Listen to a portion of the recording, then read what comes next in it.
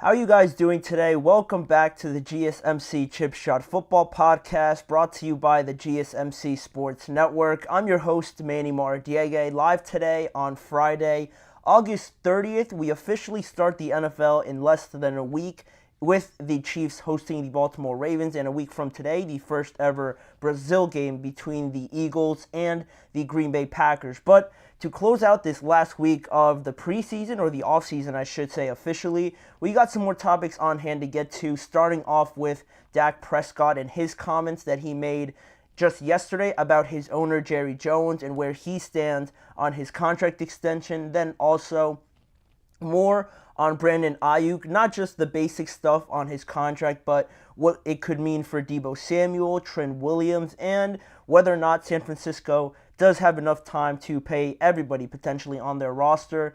Then also down the line, we're going to talk about Micah Parsons trying to get a position group to earn a little bit more money, not pass rushers, but a different position. Stay tuned to find out what that is, and a couple more topics down the line as well. But with the fact that I mentioned that the NFL season is soon getting underway, there's more of an opportunity for you guys to get involved in this show. Now, with the game starting, there's a lot more things we can talk about, discuss, and what better way to do that with you guys than commenting, asking a question, or giving your opinion on anything I say in this episode, but also with the season just around the corner. And now we have a very easy way for you guys to go about and do that, just by using the Super Chat feature provided on all the live episodes that we have. Just click the $ at the bottom of the chat box to send in your Super Chat. This way, it guarantees that your message gets on the air, and it's also a fantastic way to support our channel.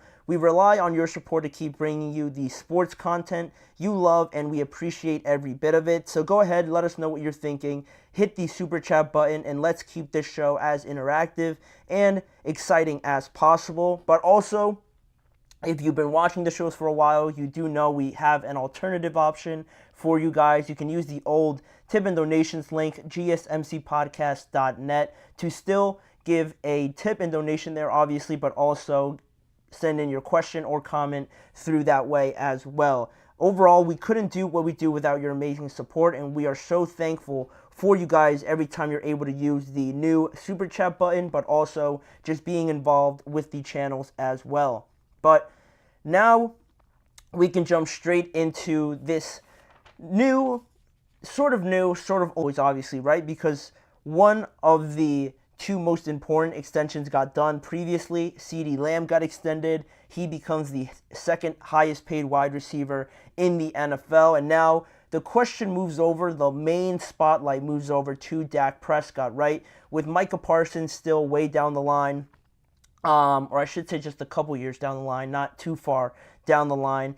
Dak is really the main focus now, and everybody throughout the whole season, the next couple days until we start the regular season, are going to have Dak Prescott on their mind, and they're going to try and figure out, will he get an extension or not? Because it seemed like before CeeDee Lamb got his deal, it was already going to be tough based on the fact that they were taking this long to get one of their deals done. They get CeeDee out of the way, but now, what does that mean for Dak Prescott? You know, you have the questions, just our own questions, right?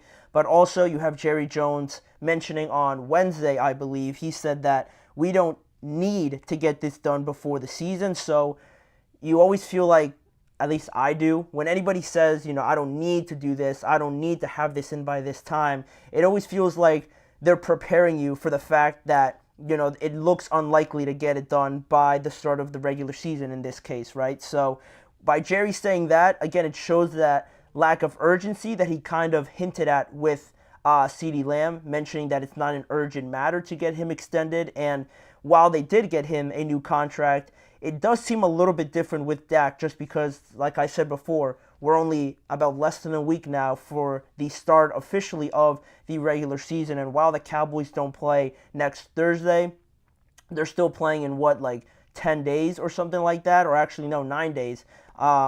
So the time is really now to get this underway, because while they have 9 days for the game to actually start next week, in about 4 days, 3 days, it will be the beginning of an actual work week, right? You have to go in there, start preparing for the Browns, a very formidable opponent that you have to go and travel to Cleveland and try to get a win there in a very hostile environment. And now with Dak, it feels like we started to see a little bit of a shift. And what I mean by that is that he recently spoke to the Associated Press yesterday, actually, on getting a new deal and making some more comments on it, because obviously everyone's going to ask him where he feels the negotiations are at and things like that, right? But yesterday he gave a little bit of a different answer than I'm accustomed to, and I think most people don't really expect from Dak. He said, where is it? I think it says a lot if it is or it isn't, when he was asked about his contract extension without one potentially. He said, I think it says a lot if it is or it isn't, but that doesn't really matter to me, to be honest with you. He then continued on. Somebody else asked him what it says if it isn't done. What does it say about the Cowboys? They didn't directly say the Cowboys, but you could obviously pick up on that. Asked him what it says about the Cowboys if it isn't done, and he says it just shows how people feel about you. And obviously he wouldn't go further into detail because it is pretty obvious who he was referring to by people. So pretty honest there, right? I think before this, everything Dak said, everything that he mentioned, he gave a pretty optimistic, positive, outlooking sort of answer, right? Like most quarterbacks do. I feel like giving the politically correct answer. It always felt upbeat, optimistic, and very hopeful that he was going to get it. It was just a matter of time. But now it's starting to seem like he is feeling a little bit frustrated by this. It's getting down to the start of the regular season, and if you think about it in Dak's mind, how everybody thinks of the quarterback position and seeing guys like Trevor, Tua, Jordan Love all get paid, he plays the exact same position to him at that same level. It obviously will produce some frustration, and that's sort of what you got here. But it was the next statement that, again, was pretty, what's the word I'm looking for? It was just pretty blunt, honestly, with what he said now about Jerry Jones, because they asked him about Jerry's remarks from Wednesday, and he said, I stopped, honestly, listening to things Jerry says to the media a long time ago. It really doesn't hold weight with me. And, basically, to me, other than the fact that it clearly just shows that there is, again, frustration there with Dak Prescott, I think it just shows to me the main message that I got was that it basically is a statement saying you've talked all offseason about getting this contract done, being positive, being optimistic, referring to Jerry Jones. Show me something now, right? Show me some action that you are actually serious about extending me. Stop listening to him referring to Jerry Jones, obviously, in the media. It doesn't hold any weight with me. Not too many players would talk like that, I feel like, in regards to their owner. So you can definitely see more frustration there, especially if you compare it to CeeDee Lamb with how he handled it compared to his situation, right? Because Dak has been there all offseason. He has been part of the voluntary stuff, been there through training camp. He's been a good sport about talking about his contracts, right? Whereas CeeDee hasn't been there, hasn't said a word about it, and right, it clearly pushed the Cowboys to feel a little bit more urgent about getting his deal done.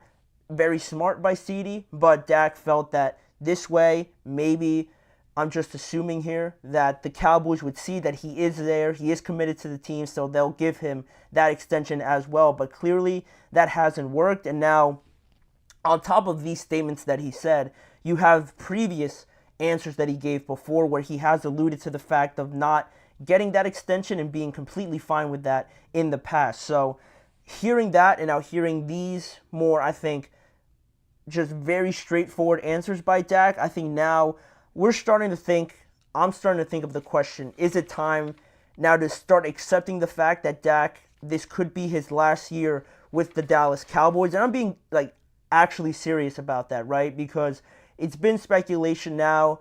He could hit free agency, but nobody really believed it, I think, before. But now, with these comments and the fact that the regular season is just about to start, and the fact, again, that Dak holds all the power, he has all the leverage, right? He can't be traded, he can't be franchise tagged or anything like that. With this frustration now, my fear is for the Cowboys, I guess, would be that he gets to a point where, he just says, forget about this team. I can decide my own future. They don't want to extend me before the regular season. That's fine. I'll just put my mind to it that I don't want to play here anymore. I'll finish this regular season now, and then that'll be it. He'll have all the power to do that and not have to worry about what the Cowboys say or anything like that, because they can't trade him again, obviously, and they can't franchise tag him. So if it gets to a point where this frustration sort of boils over, I think Dak could be in a situation where he just decides, like, I've had enough of this. I'm done. They don't value me. That's fine. I'll just hit free agency and I'll go. I'll stop hearing their negotiations. I'll stop hearing their offers and things like that, and I'll just leave after this year. And I think that's where we're getting to a point, and it feels like I'm trying to put it all on the Cowboys that Dak might be a bit of a victim here, and I'm not trying to get that point across, because Dak is certainly at fault for a good amount of the stick he gets and trying to get another high-paying contract, even though, of course, the lack of playoff success stands out, and he already got paid. Now he's looking for another contract and not living fully up to the price tag that he already has, and he's trying to get now with a new deal. It feels like with both sides at fault here, it's hard to just point the finger at one Cowboys side or one Dak Prescott side. All of that culminated into one. I just feel like it's time for both to kind of divorce here, to just have a split, because I don't think we're going to get anywhere else by extending Dak one to a boatload of money. I don't think that's smart for the Cowboys, and for Dak and his situation, I think we've seen enough of this pairing to know that it's probably not going to get any better than what we've seen already, based on the fact that this team is worse than the teams that they've had over the last few years.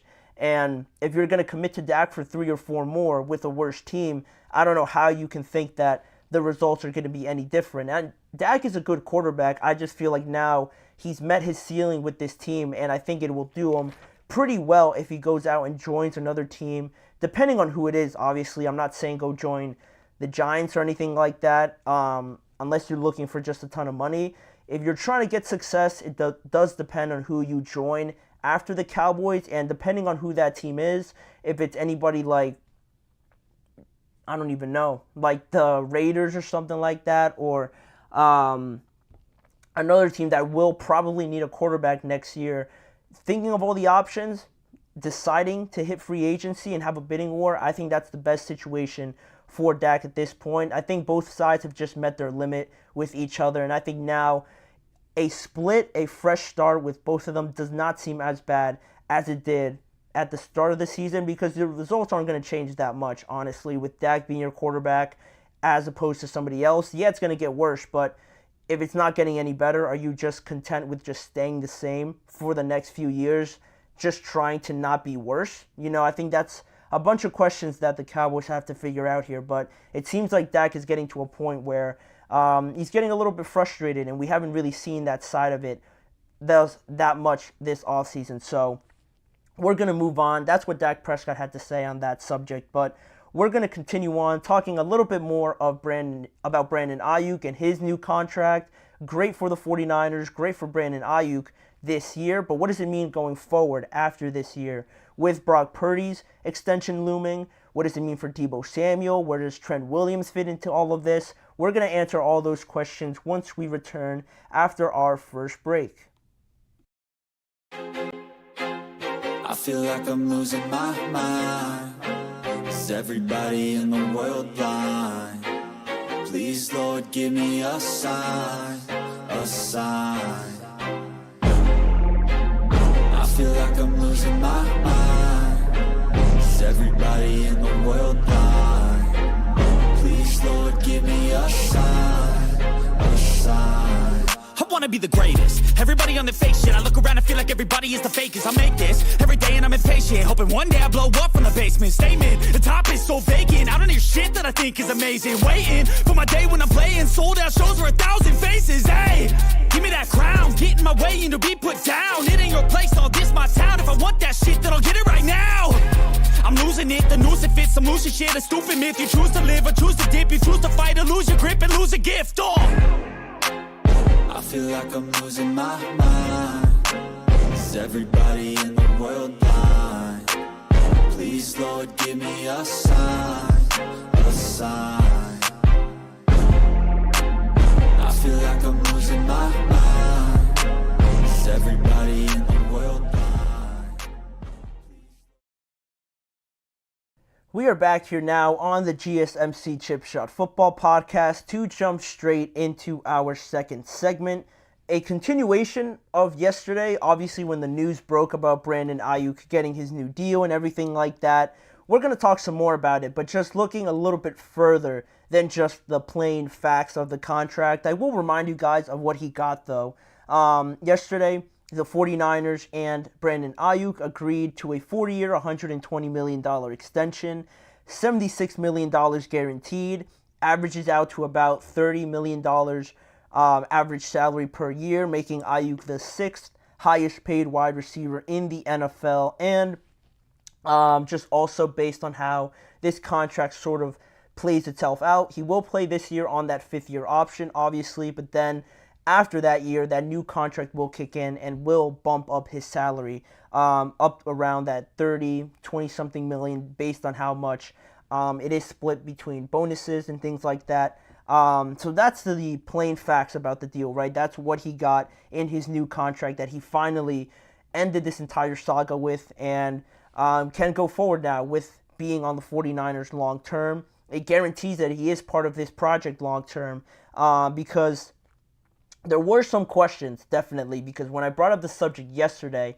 I was not planning on announcing that Brandon Aiyuk was going to stay. I was actually going to allude to the fact that I don't think it's going to get any better for the 49ers. I felt like it was going to take a turn for the worse based on the fact that Aiyuk did not show up to practice on Wednesday when both Shanahan and John Lynch thought that he would. But I was wrong. Brandon Aiyuk signs, and now talking about this and looking at the factors and all the reports that came out were pretty interesting on some of the rumors that were out there, because some reports suggest that it was really, again, down between the 49ers extending with them or being traded to Pittsburgh, but a straight-up trade just with the Steelers was very difficult because the Steelers were reluctant to include a high-caliber receiver back, or one that the 49ers wanted back. You would assume like George Pickens, Pat Freiermuth, or something like that. The Steelers, I think rightly so, were unwilling to part ways with those guys, so that was going to be hard to happen, and that's why we were just stuck in the mud for so many days. But then what was even crazier is that the Athletic's Diana Russini reported that there was a potential 3-team trade that was close to happening between the 49ers, the Broncos, and the Steelers at one point that would have got Brandon Aiyuk over to the Steelers. It included the Denver Broncos, like I said. It would have sent Cortland Sutton to the 49ers, and the Denver Broncos would have gotten a couple of picks, including a 3rd-round pick from the San Francisco 49ers. But obviously, Denver said no to that. I probably would have too, because you're giving up your best receiver for about a 3rd-round pick. The Broncos declined, and it seems like the feeling was that if they would have accepted that trade would have happened. They probably wouldn't have extended Aiyuk, and Cortland Sutton would have been on his way to the Niners. Aiyuk would have ended on the Steelers, and we could have been talking about one of the craziest endings that would be fitting to this sort of situation that has just gone on the entire offseason. A lot of twists and turns and just really not knowing how this was going to end. But now Aiyuk stays on the 49ers for the next 4 to 5 years, and it's great for the Niners to get one of these things done, but the other one is still Trent Williams. He is still looking for more guaranteed money on the remaining 2 years of his deal, and there hasn't been too many updates, clearly probably because the 49ers were still trying to work out this Aiyuk deal. Now they got it to turn out in their favor, so doing everything that is possible to get Trent Williams to come back to playing football, I think has to be one of the most important things that any team, I guess, has to deal with now heading into the regular season. And Trent Williams, his age says one thing, but he is definitely not playing like a 36-year-old tackle. He is still considered one of the best tackles, if not the best tackle, but also one of the best players overall on this Niners team. And everybody says it. Anybody that gets a chance to comment on Trent Williams will say that it's night and day when he is in there and when he's not. So playing him, having him play week 1 is going to be absolutely pivotal. And how do they do some salary cap gymnastics here to get the guaranteed money over to Trent Williams? But also the big question looming over the 49ers now is not anything this year, but next year when Brock Purdy will become eligible to get a contract extension. What do you do from there, right? What do you do from there? Because, yeah, it's early for Brock to want and demand a contract. Like, it's not like he's going to be on the last year of his deal, but then you start having all these questions, right? Do you get him extended now over the fear of seeing the quarterback market jump up again and then having to pay more down the line? Do you wait another year just to see if Brock really is your guy, if anybody still has any doubts about him? But then again, the price could jump up by the time you want to extend him in year 4. And then by then, also, say he does play bad, do you want to extend him? Do you try and reset this whole thing? That is going to be one of the biggest questions next offseason. But for right now, they're lucky they don't have to address that right away, right, directly. But it also brings into the conversation the other wide receiver on their team, Deebo Samuel, and what does this extension with Brock Purdy's future extension as well, and Trent Williams trying to get more guaranteed money, where does he stand in all of this, and can they pay everybody? Because right now, the 49ers will enter 2024 with 8 players earning an average annual salary of $15 million or more. You have Brandon Aiyuk earning over $15 million, obviously with his new deal. Nick Bosa, one of the highest paid non-quarterbacks in the NFL with his previous contract extension. Deebo Samuel is making over $15 million per year. Trent Williams as well. Javon Hargrave, Fred Warner, Christian McCaffrey, and George Kittle are all making big amounts of money, right, for this 49ers, accounting for a lot of their salary cap. And you can't say that none of them deserve it, right? And it is great to have them all still on your team earning this amount of money. But the biggest thing with this, the biggest takeaway is that it doesn't last forever, right? That's why everybody brings up the Super Bowl window and how long does this 49ers team really have now, because it has been a while that they've been able to have all of these superstars but nothing to show for it in terms of hardware, big time wins in the Super Bowl, right, and things like that. They've been there, but they always seem to fall short. It's hard to bring that up as a negative when you're going up against Patrick Mahomes, but being in there a couple times, you need to win one now, and that's where I'm going with this, right, because I brought up Deebo Samuel before, and it's an interesting situation too because he's under contract for the next 2 years, but San Francisco has already seemingly been open to dealing him already this offseason. Around the draft, there were those trade rumors about maybe dealing Brandon Aiyuk, one of them, just to alleviate some of that salary cap potentially, because you know that Brock is going to cost you at least $50 million, if not at least $55 million if he plays well again this year. So you're going to have to give up a lot of money to Brock. And Deebo, you enter a situation now where you're not going to be open about being happy about maybe dealing Deebo Samuel, but with how much you're going to have to give to Brock Purdy, you look at 2025 as one of their best opportunities to deal Deebo Samuel if they feel like that's the best option, because if they trade Deebo Samuel after this year in 2025, they'll be able to save $9 million in cap space to at least help out a little bit with that contract that they're going to have to take up with Brock Purdy. And with that being the case, then there's so much pressure just added onto this year for the 49ers, because it could honestly be the last year when all of these stars are on the same team. It could be their last time all playing an entire season, trying to make another Super Bowl run, all of them as 49ers players, right? I just mentioned all the 8 names that are making a ton of money. And now, with Brock still having to be added to that list, someone's going to have to go. Obviously, you can't pay that many players that high of salary each time. So it feels like Debo is the most likely one just because you're not really going to touch Christian McCaffrey. Same thing with George Kittle.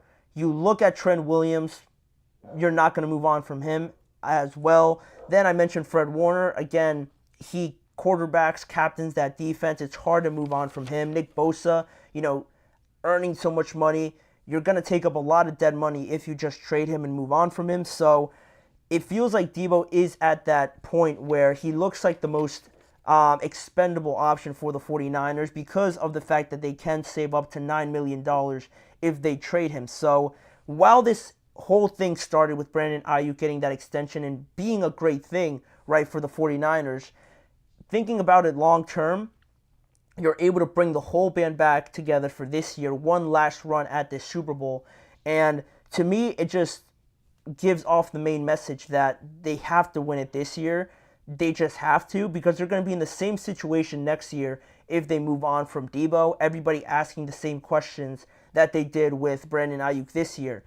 Is the Super Bowl window closed with moving on from Debo? Or do they have enough players on their roster in their wide receiver room to compensate for the loss of a guy like Debo, similarly to this year with Brandon Aiyuk?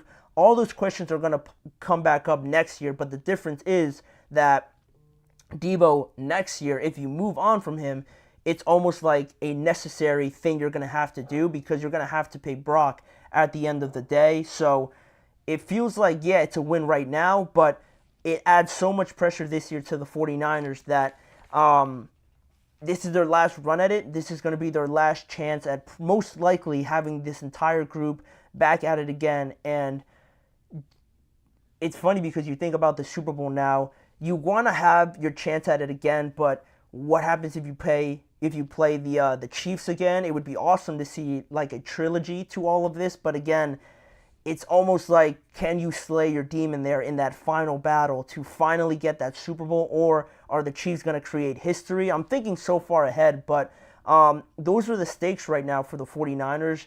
A lot is riding on this season to get that Super Bowl trophy, because if you don't, you're going to see major changes. I don't think they'll get rid of Kyle Shanahan or anything like that, so still trying to keep their Super Bowl window open. They're going to have to make choices, and I think Debo is going to be one of those expendable pieces, which is unfortunate to say, but that's what eventually happens in the NFL, right? When you have so many stars, paying all of them, it's only temporary, and it's all based on how much success you have in that limited time you have with all these stars. But that's pretty much the short-term and the long-term problems that eventually the 49ers will have to face.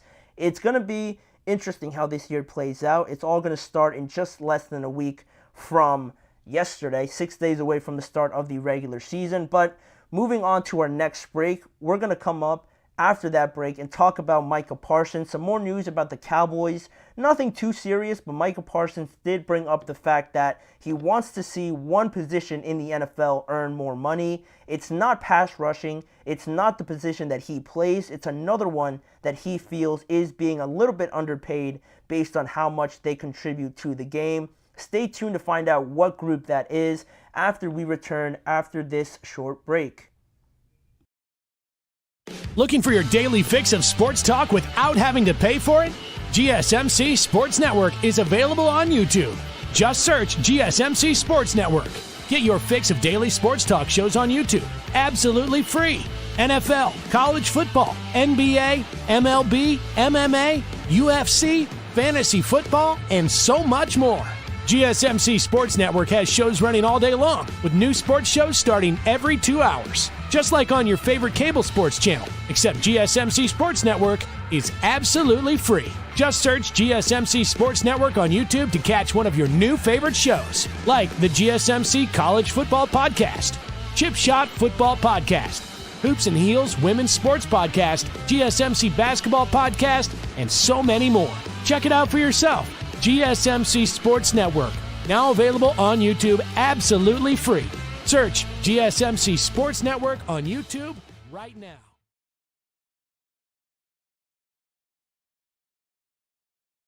Back here now on the show to jump into one interesting statement I saw over the course of these last few days. regarding the Cowboys, but nothing too negative on any extensions or anything like that. It still has to do with some money and how much the cornerbacks are earning in this day and age in the NFL, because it seems like each time the salary cap around the entire NFL is visited, it always seems like it gets bumped up, and seemingly every year more and more players get bigger extensions, right? The more the salary cap goes up, the more money goes to a lot of these positions, and most notably, it goes to the quarterbacks, the wide receivers, the offensive linemen, the defensive tackles, all those positions that usually are the highest earning. This offseason, we saw most of them go to the quarterbacks, obviously, the wide receivers, and a few offensive linemen thrown in there as well. And those are the positions that are earning the $35 million per year, the $55 million per year, the $28 to $30 million per year. Those are all comprised of the quarterbacks, wide receivers, edge rushers, interior defensive line, and offensive tackles specifically, which means that the other groups like the linebackers, the safeties, the running backs especially, right, are all in a group where they're all not earning any more than around $22 million per year. No player in any of those positions is earning any more than that. So there is a little bit of a discrepancy there, and included in that group is the defensive back position. And while Michael Parsons is obviously the host of his own podcast, he spoke recently about the wide receiver market obviously exploding this offseason, and while he was congratulating and talking about CeeDee Lamb and,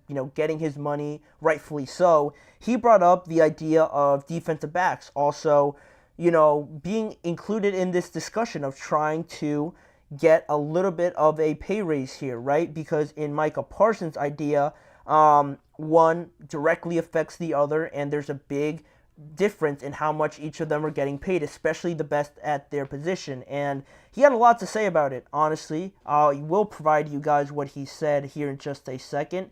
If you look at your screen, he started off by saying, I think it's time for a bump to the cornerback market. I mean, all these receivers are making $30 million plus a year, and there's guys on islands because we in man, we in cover 3, we got to be covering these dudes, and I think it's time for the cornerback market to make a jump because these wide receivers is making 30 plus million. I think about offensive tackles, right?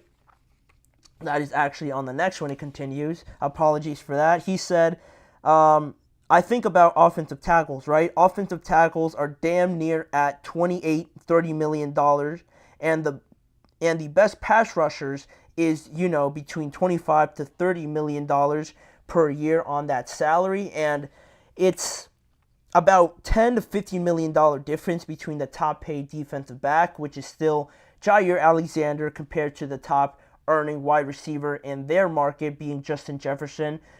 There's a $14 million difference between the highest earners, and just in general, there's about $10 to $15 million as well difference between some of the other cornerbacks that are getting huge, contracts, huge based on their own markets. AJ Terrell just got his new extension. He's getting paid about $20 million per year. Not really anywhere close to what a guy like Brandon Aiyuk is now getting paid, right? Amon-Ra St. Brown, Jalen Waddle, even guys at $25 million per year earning that much more, being the 10th or 11th highest paid wide receiver in their own market. They're still making $5 to $6 million more than the second or third highest paid corner in the NFL. So there is a bit of a drop off there. So I thought I'd bring this question up. Should the cornerbacks be making more money? And also, who would have to earn less money in the NFL if the corners were to make some more money? Because everything is relatable, right? Everything is connected in a salary cap driven, league. Everything based on the salary cap, and everything is sort of splitting it up amongst your team. The quarterbacks are taking a massive chunk of that pie, that salary cap pie that each team has. So the quarterbacks are taking a lot of it. Defensive tackles are also up there. Most notably, Chris Jones is making $31 million per year, a lot more, or not a lot more, but just more than a lot of wide receivers already in the NFL. Then you look at guys like Nick Bosa earning $34 million per year as well. Some offensive tackles are even making close to $30 million per year. So you look at cornerbacks now, and my thought process around all of this sides a little bit more towards Micah Parsons, just because I've always felt that the quarterback position, it's hard, obviously, right? In layman's terms, it's hard, it's difficult, it's very challenging to decipher yourself as one of the best elite quarterbacks in the division, or just in the NFL, actually, I should say.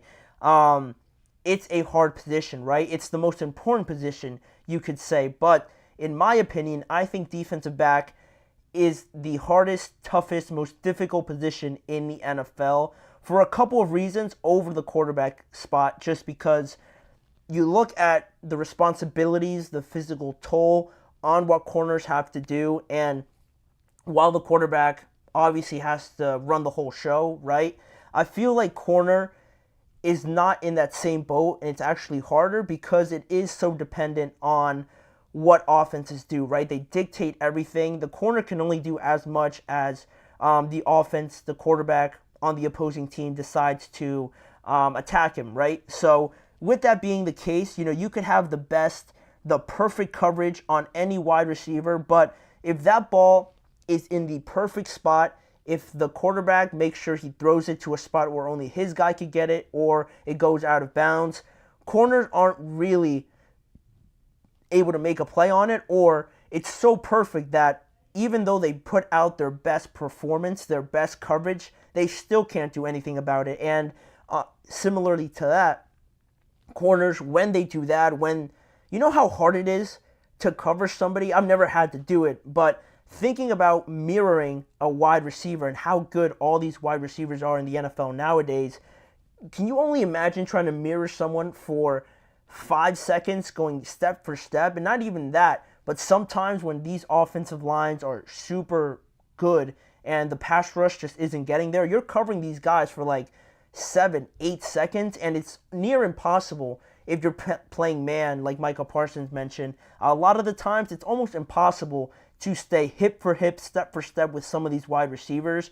You're going to have such a short memory, because oftentimes some of the best in the NFL lose a lot of their battles. So you're just going to have to shake that off, even if you give up a big gain or anything like that. Or again, if you have perfect coverage and the ball is just in a perfect spot and you can't do anything about it, you're going to just have to shake that off. And almost like you feel helpless out there, almost like defenders in basketball, right? You always hear the term, that was great defense, that was perfect defense, but it was just a better shot. It's similar to a cornerback in the NFL. And with that all being the case, just even adding on to the fact also that some of the best corners, if they're truly, truly great at man, great at all, their assignments, zone, and just staying disciplined on everything, it's so dependent that the quarterback can just simply look the other way to the other side of the field and say, I'm just not going to throw it to that guy. And then that's great if you're taking away a wide receiver, but at the same time,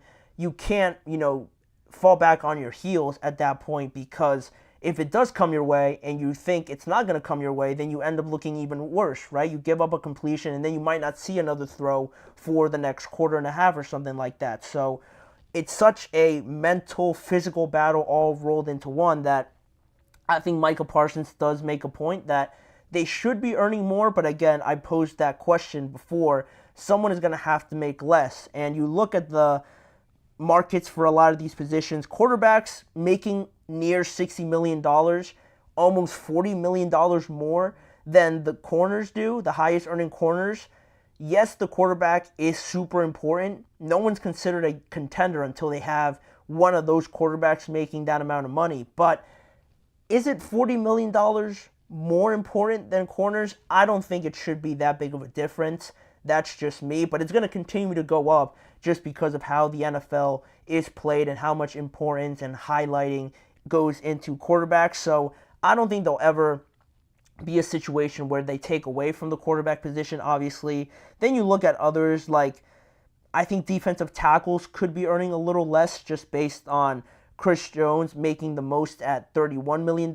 That's a good amount, and he deserves to get paid, but It feels like a lot in that spot, so it is hard. It's all subjective, really, on who you think deserves to be making the most money, but I think corners do deserve to be a little bit closer to some of the pass rushers, some of the offensive linemen in today's NFL, because you look at the next group to probably get played, it'll probably be Sauce Gardner or Pat Surtain to be the highest earning corner, just based on the trajectory that they're going on.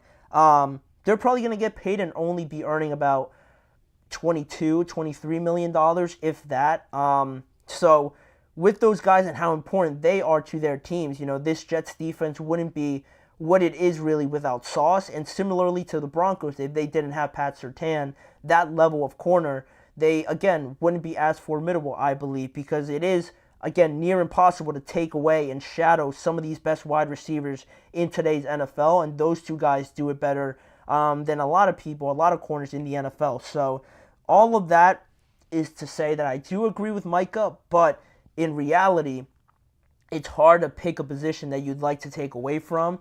If I were to pick one, it would be quarterback, just because it shouldn't be that big of a difference, especially just because the next guy in line is going to make that money, just showing that maybe they don't deserve that amount of money based on who's getting paid, but that's a whole different conversation, right? But it is all subjective. It lacks, you can see, it just lacks the action at this point and how subjective it is, but it was an interesting point that I thought Micah made. And speaking about other positions getting paid, he is due up for an extension in a couple years now. So he's talking about corners getting paid, right? But if they do get a bump in their pay, someone's going to have to take less. And Micah's not going to be all too happy if pass rushers are suddenly bumped down just to pay corners. But it was an interesting point that I thought I'd highlight on today's show. But with that out of the way now, we can move on to two new topics that we will talk about on today's show.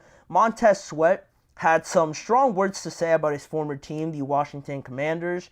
And what did he say? And just coming off of that, what are the expectations for both this Chicago Bears team and this Commanders team that are very similar to one another here in 2024? We're going to discuss that. Then also, continuing on our series on predicting the standings for each division in the NFL, we're going to talk about the NFC West in this division to close everything out. That is coming up in just a few moments. Don't go anywhere.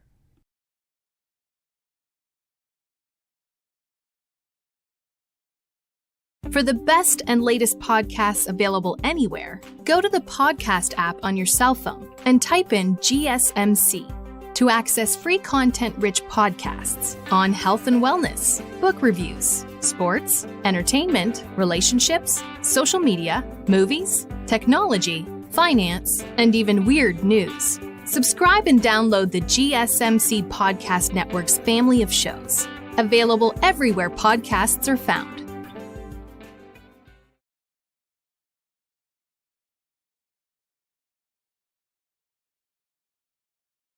We are back here on the show to continue on with a new segment that I will bring up here in just a second, talking about Montez Sweat, a revelation, a game changer this past season for the Chicago Bears. Montez Sweat was traded to the Bears just 10 months ago, but both sides, if you look at the Commanders and the Bears, oddly enough, thinking about it now, again, 10 months from the time that he was traded, in hindsight, both teams are in very similar and very positive places right now based on the offseason, the draft, and everything like that went down.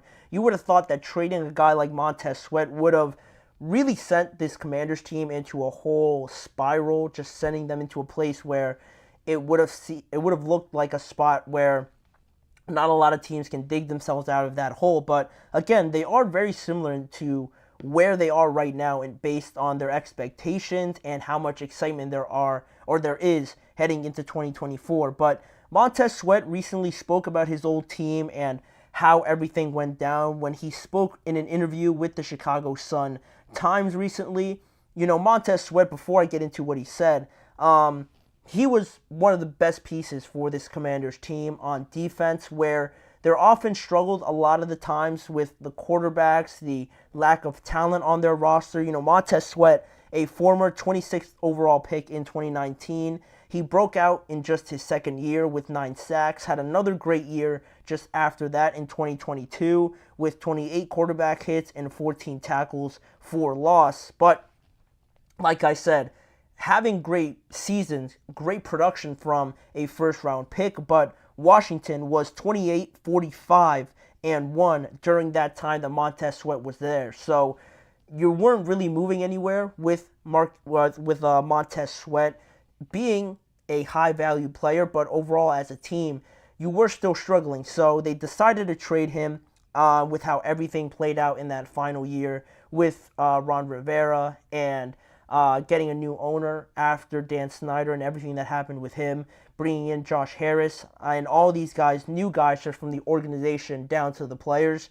In that sort of those actions, you traded Montez Sweat as well, and now he ends up with the Bears and has a great second half to the year last year with, in 9 games, he produced 25 tackles, 6 sacks, just 6 sacks with the Bears, 6.5 with Washington, bringing him to a total of 12.5 last year, and 4 tackles for a loss. Within those 9 games, the Chicago Bears defense was considered one of the best defenses in the NFL at that time based on the stats, the production that they had out there. Montez Sweat really made a big difference for this team, and now reflecting on his time and just how crazy these last 10 months were, Montez Sweat started off one of his statements by saying, "I definitely made a transition to a better spot for me. Shoot, this was my first Pro Bowl and first double-digit sack year, and all those type of things. I notched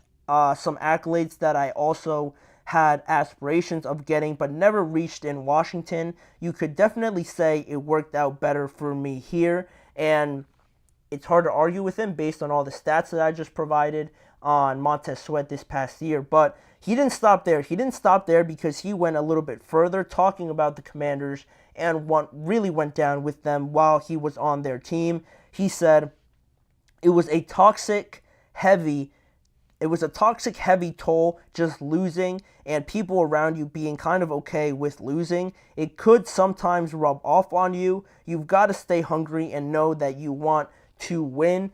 That's what Montez Sweat said on really what was going on there with the Washington Commanders. And while it does paint the Washington Commanders in a bad light, some people might say that's fair because, really looking at that team during 2019 to just last year or 2022, they were in a very bad spot where I've mentioned before that it's one thing to be bad, but they were so bad to a point where it was almost irrelevant, or just whatever they did, whatever sort of changes they made in the offseason, it was irrelevant because you always knew that they were just going to be a bottom tier, just not very exciting team to follow. And that's the worst you could get to in the NFL, right? Just having no hope, no excitement heading into the next year because you're stuck in a place where you can't really help yourself too much. And that's where the Commanders were for a while over the last few years. But now, like I said, they brought in a whole boatload of new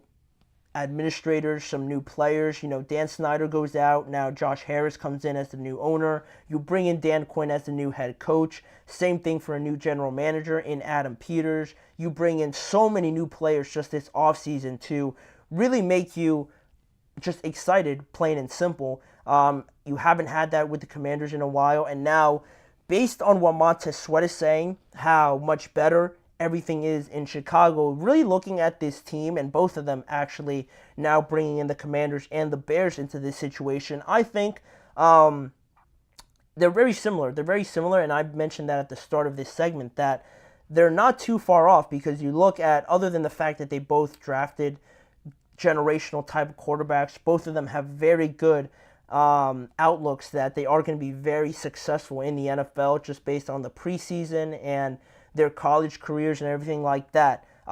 Probably the 2 best quarterbacks in this rookie class. So having both of them is one of their similarities. But other than that, you saw the huge change in both of their rosters with the Bears bringing in DJ Moore, Keenan, DeAndre Swift, just guys on both sides of the football that are game changers right away and that are meant to be there to help their rookie quarterbacks. And similarly to the Commanders, they bring in guys like Cameron Curl, not Cameron Curl, Jeremy Chin, I wanted to say. Then also Bobby Wagner, Austin Eckler, Nick Allegretti on the offensive line, Dorrance Armstrong, Dante Fowler Jr.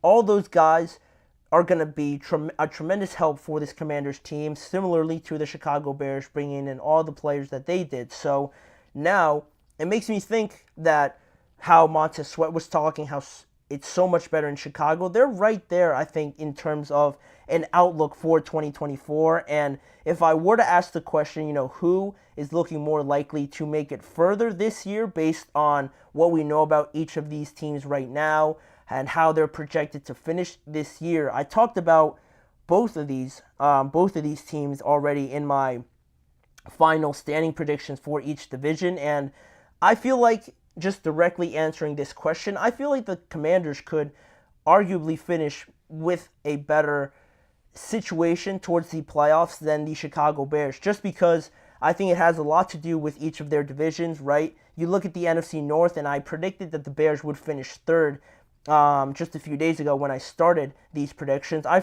thought the Bears would finish third, and I had the Commanders finishing second in large part because of their divisions, right? You look at the NFC North, it's hard for the Bears, at least for me, to get convinced that they're going to be better than either the Lions or the Green Bay Packers in their division right off of the bat starting this new project. So that's one thing.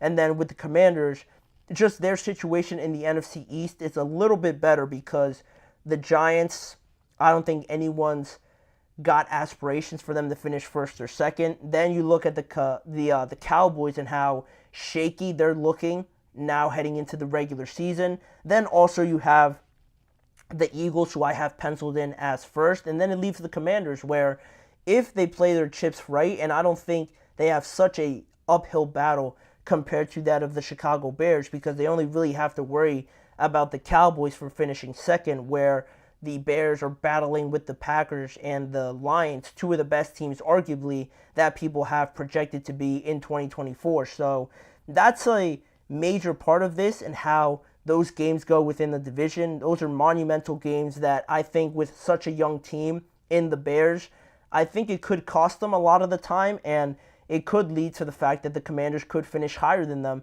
this year in 2024. But on the flip side, if you look at them, position for position, you could arguably say that the Bears have a better team than the Commanders do, but that's not the question. The question is who's going to make it further, and I just feel like the Commanders have more going in their benefit to their strengths based heavily on their roster and heavily on who they're playing in their schedule this year. That has a lot to do with it. Finishing second or third in your division is going to make a huge difference when you're trying to make it into the playoffs, and both of them have their quarterbacks for the future. Both of them have exciting pieces on each side, but overall, it's who you're playing, how your schedule shapes out, and the Bears have a little bit tougher challenge to me to get over, and I just don't see it happening in their first year. So the Commanders, to me, could finish better than the Chicago Bears, and it's not an indictment against the Bears, it's just the divisions and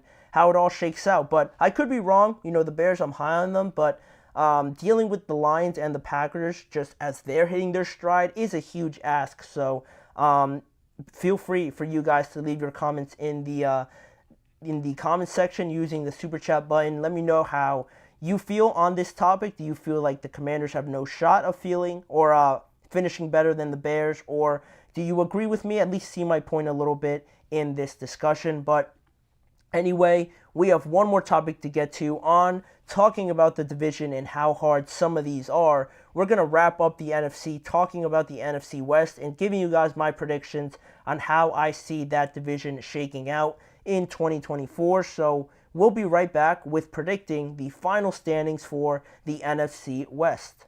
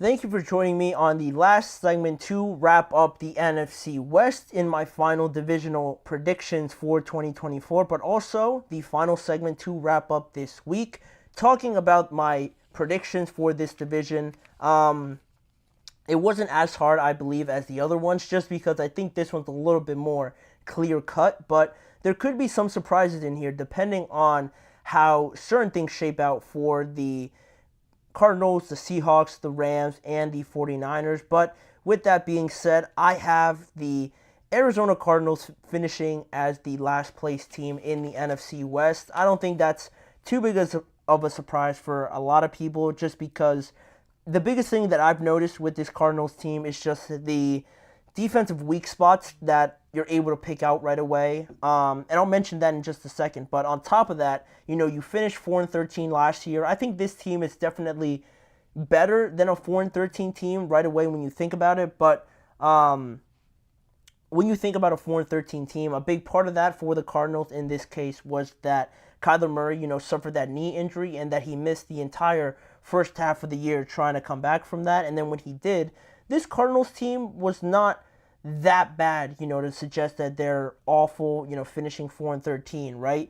They were able to discover their new star tight end in Trey McBride. On offense, James Conner had one of the best years of his career with 1,000 yards rushing and 7 touchdowns with less than a stellar offensive line on top of that. So he was able to produce at that level. You have Trey McBride. Now you have Marvin Harrison Jr. coming in.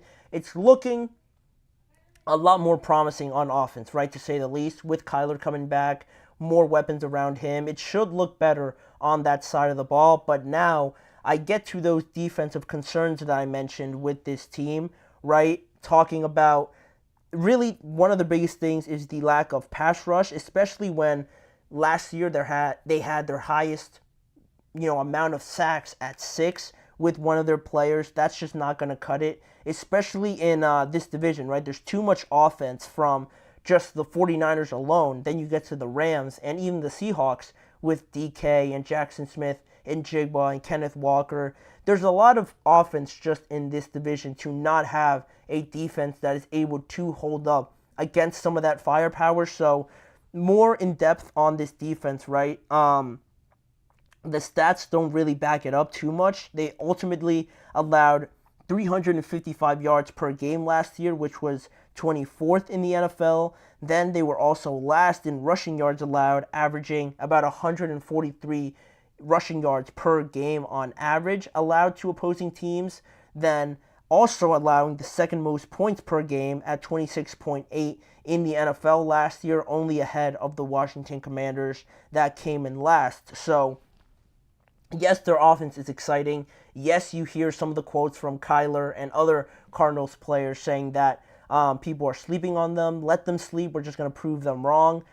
It's exciting. I like Jonathan Gannon as well, but the defensive side of the ball needs to get better other than just a guy like Budda Baker and guys like that. It feels like they need a top-tier pass rusher, especially in this division, to get after some of the best quarterbacks like Stafford and Brock Purdy, and even Geno Smith. He's not a bad quarterback by any means. So you need that especially, and that's one of the things that I still believe that can hold the Cardinals back this year, but not too far ahead of them because, again, I thought it was pretty clear-cut from 3-4 and 1-2.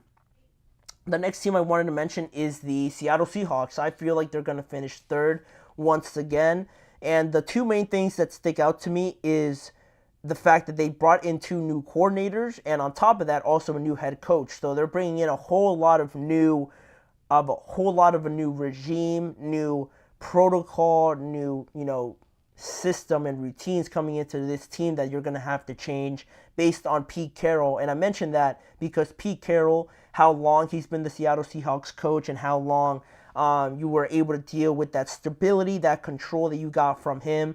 He's got a higher off his role now. I'm told by the reports that I've read, but it's different. It's different making that transition. I like Mike McDonald coming over from the Ravens, but even still, it's a lot of change just from one year to the next. And then the next thing that sticks out is the fact that Geno Smith, he's still a quarterback. I'm not saying that he should be out or anything like that right away, but is he the long-term option, especially for this team, again, that I mentioned, are entering this new era with a new head coach, new offensive coordinator, and things like that.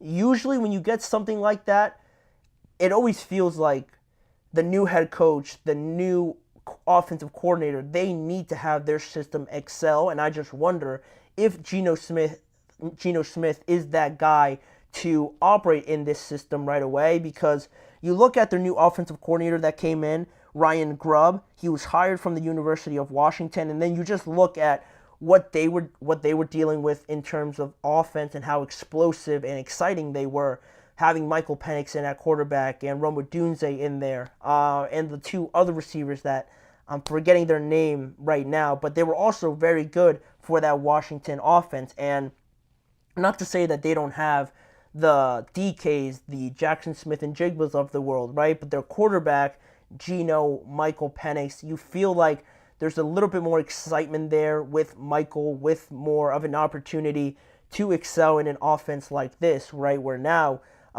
Geno, it's a little bit of murky waters with him, right? Because he is entering a big third year for him in the last contract that he got. The first year as the starter, he played very well, lights out. He earned that contract extension, but then the following year he had a dip. You finish with the exact same record, and then now you're heading into this year, whole new operating system, new coaches and everything like that. It doesn't look like they're going to come to an extension of some sorts, which could mean shortly down the road, the Seahawks could be looking for a new quarterback, and that's why I'm a little bit questionable, a little bit suspect of Geno Smith really being the guy to take them further than what they've been right now, because they have good players on this team. I mentioned on the offensive side of the ball. On the other side, Devin Witherspoon, Tariq Woolen, Leonard Williams also on that defensive line. They just drafted Byron Murphy as well, a defensive tackle. They have good players, but missing that quarterback is something that, again, especially in this division, it could hold you back, and it is something that becomes a very noticeable thing when you have the Staffords, the Purdys putting up these numbers and winning games. If you don't have a quarterback to go toe-to-toe with them, you're not going to have as much success as those teams. But that alludes to my next team that I want to bring up here, right? The Los Angeles Rams. I wanted to put in a surprise here, maybe finishing first for the Rams, but I feel like with Aaron Donald retiring, and their defense isn't just going to fall off the face of the earth or anything like that, but you're going to have some struggles, some growing pains there without Aaron Donald and how just dominant he was. Guys like Kobe Turner, Byron Young weren't really the main focus of this defense right away, because obviously you have a Hall of Famer there that you have to worry about. But now that he is gone, maybe Kobe Turner faces some more double teams there in the middle of that defensive line. Byron Young has to take up more of a leadership role. I'm confident that he's able to do that, but it is something new without having the voice of Aaron Donald there, right? They were a playoff team last year, which is, promising, right? Surprising a lot of people with a 10-7 record. Puka breaking out and, adding to the offensive weapons that they have with Cooper Kupp, Kyron Williams, now Puka, all being on the receiving end of Matthew Stafford, and him at quarterback, always deemed the most underrated quarterback, one of the most talented in the NFL. So they even added a lot on their defense, but now dealing with the expectations and also staying healthy, because Kyron, Cooper Kupp, Puka now even have been dealing with some injuries that you don't want to see pop up again. And even Matthew Stafford at I want to say 36, 35 years old, isn't getting to a position where injuries aren't going to pop up. So that really just remains a concern for me. They have the 12th hardest schedule in the NFL, which is tied with the 49ers. So it's not a schedule thing. It's just the fact that I really need to be convinced to see the Rams take that next step. They're right there. I think a lot of teams are picking them as a surprise team, as a contending team, a surprise contending team, but I need to see them go head-to-head with the 49ers and really give them a good run for their money before I could have actually put them there, and now that's not going to happen, but I felt like this was the decision that felt most appropriate to me. The Rams are a good team. They're going to have a good record, but in terms of just the division, it's hard to compete with the next team, obviously at number 1. The 49ers just getting rid of that situation with Brandon Aiyuk, now moving on from him. Still need Trent Williams back, but I think bringing the whole squad back, really for the most part, is an awesome sign for them, right, in their quest to finally get a Super Bowl. Kyle Shanahan has had multiple opportunities of getting that first Super Bowl for himself, and now this team, this core group of players, the Warners, the Debos, the Trent Williams, the George Kittles, they've had multiple opportunities now as well, and how much are you going to keep banging on that door before you either break it down, which I hope happens because I think they deserved it, but also on the flip side, you could keep banging on that door to just realize that no one is coming to it and no one's going to answer your numerous calls at that door. So it is something that now the biggest thing with them, the biggest downside I guess I could point out to the fact is that, it's time now. You have to go out there and win it. You have to go out there and validate this group of players that you have, because if you don't get a championship, a Super Bowl with this team, it's going to look like such a big letdown with constantly being one of the best teams in the NFL, the best team in the NFC. If you don't have anything to show for it, it's hard to validate how dominant you were without having that silverware. That's just how people base things off of. Not to say that it's wrong, but you'd like to see people talk about this 49ers team in a better light, and the pressure, the expectation they have to win this year, it is huge. It's a lot this year, even more so than ever before, just because, like I mentioned, to start this segment, or to start this episode, this could be the last run of it with this group of guys. So you have to win this year. You have to get there. And obviously winning the division is not looked upon as a must-have if you're going to end up winning the Super Bowl, but it's definitely going to be noticeable if you don't win this division. And now you have all these questions popping up of, is this 49ers team just not going to win anything? They weren't even able to win the division. How could we say that they're going to win the Super Bowl? Those are the type of questions you start to ask with the 49ers if they don't win the NFC West. But they have enough to do it. They did it last year. They're bringing back the same team. So I'm confident that they're going to win it. They're probably going to make the Super Bowl. It's probably between them, the Packers, and the Lions. They were tough games last year, but the 49ers were able to beat both those two teams exactly. So we'll see how it all plays out. They're my predicted NFC West champions yet again, but leave your guys' thoughts on if you agree with me, you think the Rams actually have a better shot this year than years before. I'd love to know what you guys think on this live episode, or just leaving it in the comments in general. But that'll do it for today's show. That'll wrap up the whole week on this episode of the GSMC Chip Shot Football Podcast, brought to you by the GSMC Sports Network. Thank you guys for joining. Please remember to like, follow, and subscribe to the show, as well as following the network on all forms of social media. And check out more content around this show and around the NFL on both YouTube channels surrounding the GSMC Podcast Network. And lastly, remember to tune in every weekday at 6:30 p.m. Eastern Time for more live episodes of the GSMC Chip Shot Football Podcast. I hope you guys all have a great weekend, have a great Labor Day weekend, and don't forget to come back here next week and join me again for the first week of the NFL regular season. You guys go have a great weekend. Mm-hmm. Mm-hmm. Mm-hmm. Let's go. I wake up to a little bit of drool on my pillow, feel like it's gonna be a bad day. Yeah, I'm tired of shit, and the coffee ain't hit yet, damn, ain't that great.